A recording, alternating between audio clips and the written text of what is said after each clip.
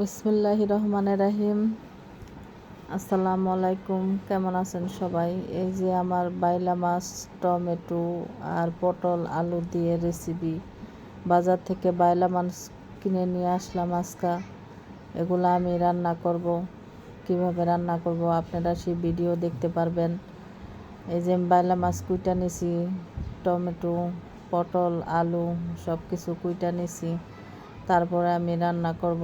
বাইলা মাছগুলা সুন্দর করে ধুয়ে নিছি। ধোয়ার পরে এগুলা ভালো করে হলুদ মরিচ মাখায়া এগুলারে ভাজবো। ভাজার পরে পটল আলু এগুলোও ভাজবো। ভাজার পরে তারপরে আমি রান্না করব।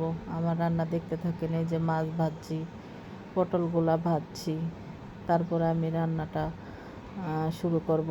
এই যে আমি পেঁয়াজ দিছি, পেঁয়াজগুলা অনেক ব্রাউন কালার হইলে এর ভিতরে সব ধরনের ময় মশলা দিব। এই যে ময় মশলা দিয়ে মশলাটারে কষায় নিছি। নেওয়ার পরে তারপরে আমি টমেটো, আলু, পটল এগুলা আমি ভেজে রাখছিলাম, এগুলা দিয়ে দিব, সাথে টমেটো দিয়ে দিব। এগুলা ভালো মতন কষানো হইলে তারপরে আমি পানি দেব। এখন আমি টমেটো, আলু, পটল কষাইতেছি। বাইলা মাছ দিয়ে রান্না করব। কার কার পছন্দ এভাবে রান্না সবাই কমেন্টস করবেন। এই যে কষানো হয়েছে, এখন আমি পানি দিতেছি। এভাবে রান্না করে খাবেন।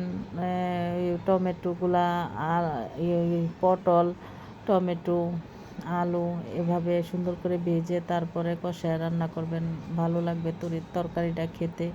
এভাবে আমি রান্না করি। এই যে আমার তরকারির ফাইনাল লুক কেমন লাগতেছে দেখেন।